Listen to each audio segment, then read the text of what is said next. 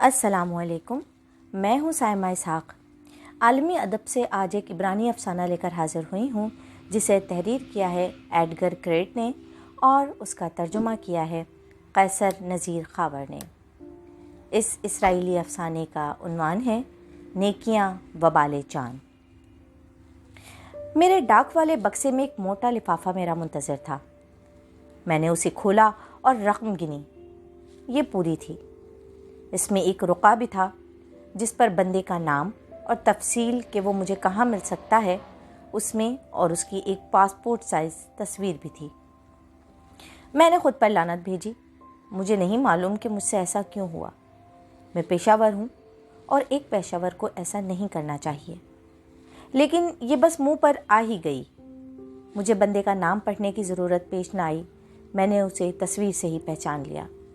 Grace, Patrick grace.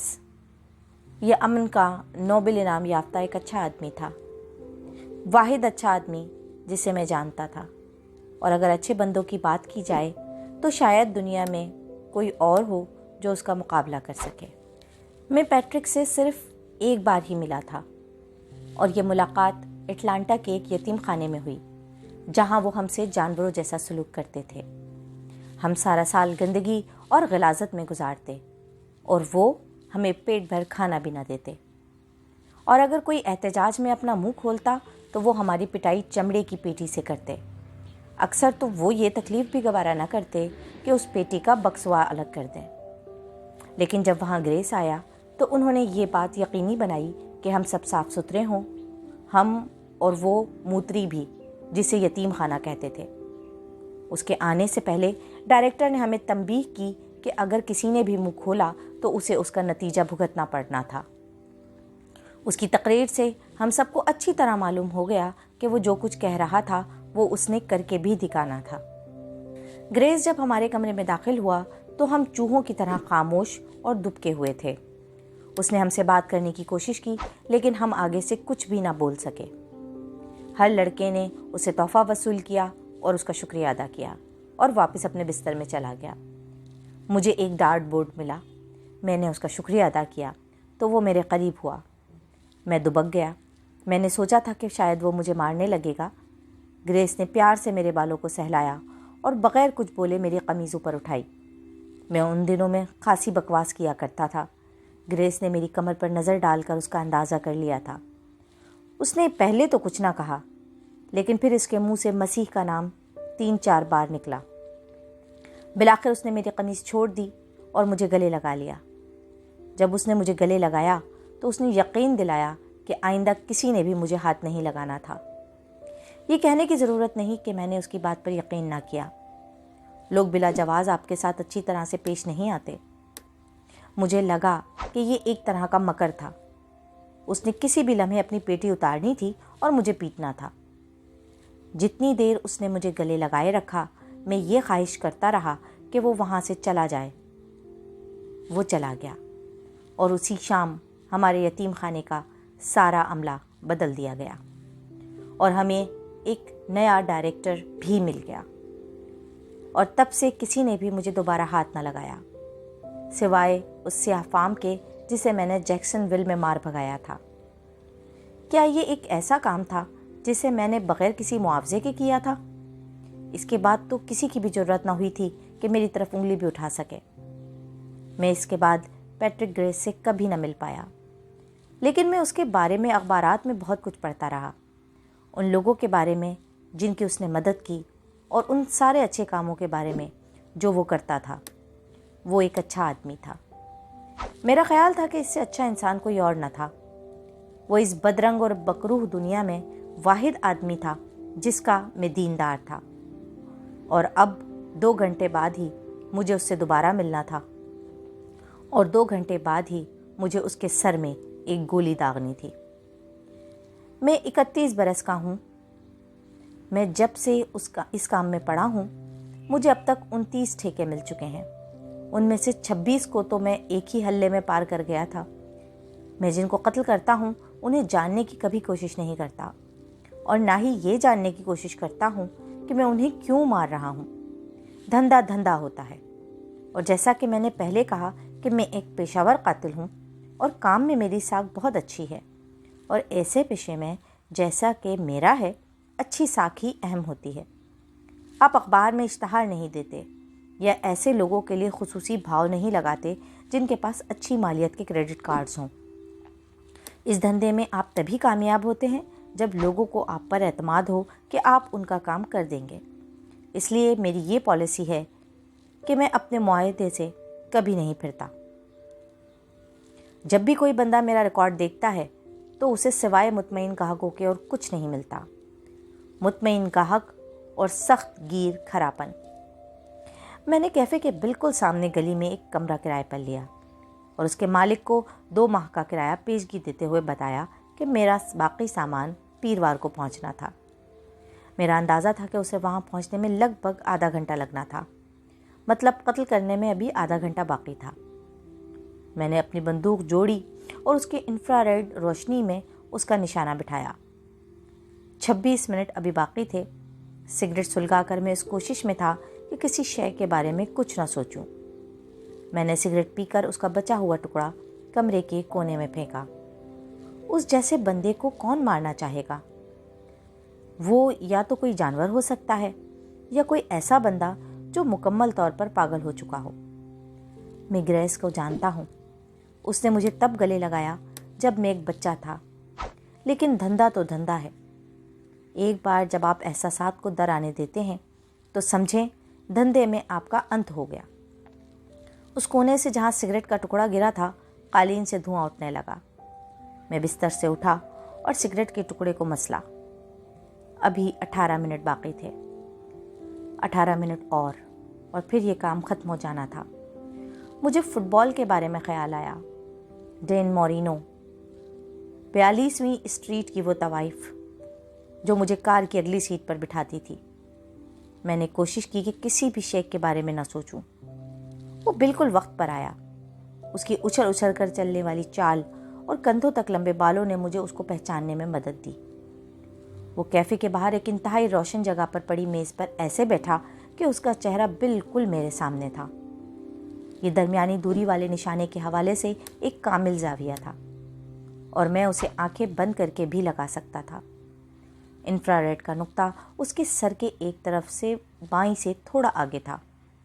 میں اسے دائیں طرف اس وقت تک موڑتا رہا جب تک وہ بالکل وسط میں نہ پہنچ گیا، اور تب میں نے اپنی سانس روک لی۔ اور جب میرے لیے سب کچھ تیار تھا، ایک بوڑھا آدمی 2 تھیلیوں میں اپنی متاع حیات لیے گھومتا گھماتا وہاں پہنچا۔ ایک عام بے گھر بندہ جن سے یہ شہر بھرا پڑا ہے۔ جیسے ہی وہ کیفے کے سامنے پہنچا، اس کی تھیلیوں میں سے ایک کا دستہ ٹوٹا اور تھیلا نیچے گر گیا اور اس میں موجود سارا کاٹ کباڑ باہر نکلنے لگا۔ مجھے نظر آیا کہ گریس کے جسم میں ایک تناؤ آیا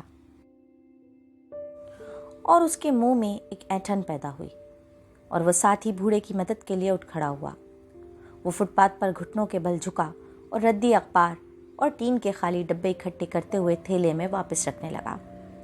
میری شست اس پر بندھی ہوئی تھی اور اس کا چہرہ اب میرا تھا۔ لال نقطہ اب اس کے ماتھے کے وسط میں یوں چمک رہا تھا جیسے کسی انڈین کے ماتھے پر روغنی ٹیکا لگا ہو۔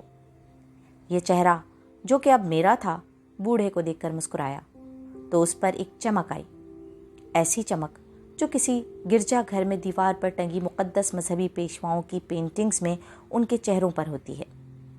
میں نے شست سے نظر ہٹائی اور اپنی انگلی کو غور سے دیکھا۔ یہ ٹریگر کی پکڑ پر کانپ رہی تھی۔ یہ نہ صرف باہر بلکہ سن بھی تھی۔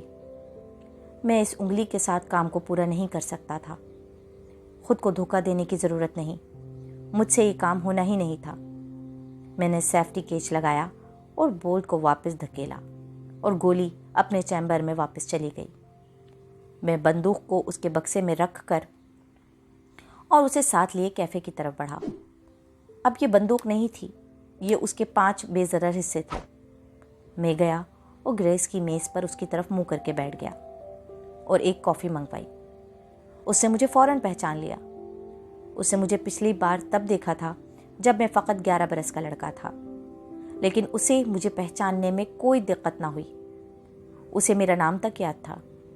نوٹوں سے بھرا لفافہ میز پر رکھ کر میں نے اسے بتایا کہ کسی نے اسے قتل کرنے کے لیے میری خدمات کرائے پر لی تھیں۔ میری کوشش تھی کہ خود کو ٹھنڈا رکھوں اور ایسا ظاہر کروں کہ جیسے میں نے یہ کام کرنے کے بارے میں کبھی سوچا بھی نہ تھا۔ گریس مسکرایا اور اس نے کہا کہ اسے یہ پتا تھا، اور یہ کہ یہ بندہ وہ خود ہی تھا جس نے لفافے میں مجھے پیسے بھجوائے تھے، کیونکہ وہ مرنا چاہتا تھا۔ مجھے یہ ماننے میں کوئی تامل نہیں ہے کہ میں اس سے اس جواب کی توقع نہیں کر رہا تھا۔ میں ہکلایا اور پوچھا کہ کیوں؟ کیا اسے کوئی مہلک بیماری ہے؟ بیماری؟ اس نے قہقہا لگایا۔ ہاں، ایک طرح سے تم یہ کہہ سکتے ہو۔ اس کے منہ کے ایک کونے میں پھر سے اینٹھن ابھری، ویسی جیسی میں کھڑکی میں سے پہلے بھی دیکھ چکا تھا، اور پھر اس نے بولنا شروع کیا۔ میں جب بچہ ہی تھا، یہ بیماری تب سے مجھے لاحق ہے۔ اس کی نشانیاں بہت واضح تھیں، لیکن کسی نے بھی اس کا علاج کرانے کی کوشش نہ کی۔ میں ہمیشہ اپنے کھلونے دوسرے بچوں کو دے دیتا تھا۔ میں نے کبھی جھوٹ نہیں بولا، میں نے کبھی کوئی شے نہیں چرائی۔ مجھے کبھی یہ خیال نہ آیا کہ اسکول میں لڑائی کے دوران جوابی حملہ کروں۔ مجھے ہر بار یہ پتہ ہوتا ہے کہ میں اپنا دوسرا گال ہی آگے کروں گا۔ میرے دل کی اچھائی ایک مجبوری کی طرح دن بدن بڑھتی گئی، لیکن کوئی بھی اس پر توجہ دینے کے لیے تیار نہ تھا۔ اس کے برعکس اگر میں اندر سے برا ہوتا تو وہ مجھے کسی نہ کسی طور اسے کم کرنے پر مائل کرتے یا کچھ اور کرتے۔ وہ اسے ختم کرنے کی بھی کوشش کرتے۔ لیکن جب آپ اچھے ہوتے ہیں تو ہمارے سماج میں لوگوں کو یہ بات زیادہ راس آتی ہے کہ وہ جو چاہتے ہیں اسے وصول کرتے رہیں، اور جواب میں خوشی کا اظہار کرتے ہوئے چند تعریفی کلمات کہتے رہیں۔ یوں میری حالت مزید بگڑتی گئی، اور یہ اس حد تک بگڑ گئی کہ میں تسلی سے کھانا بھی نہیں کھا سکتا۔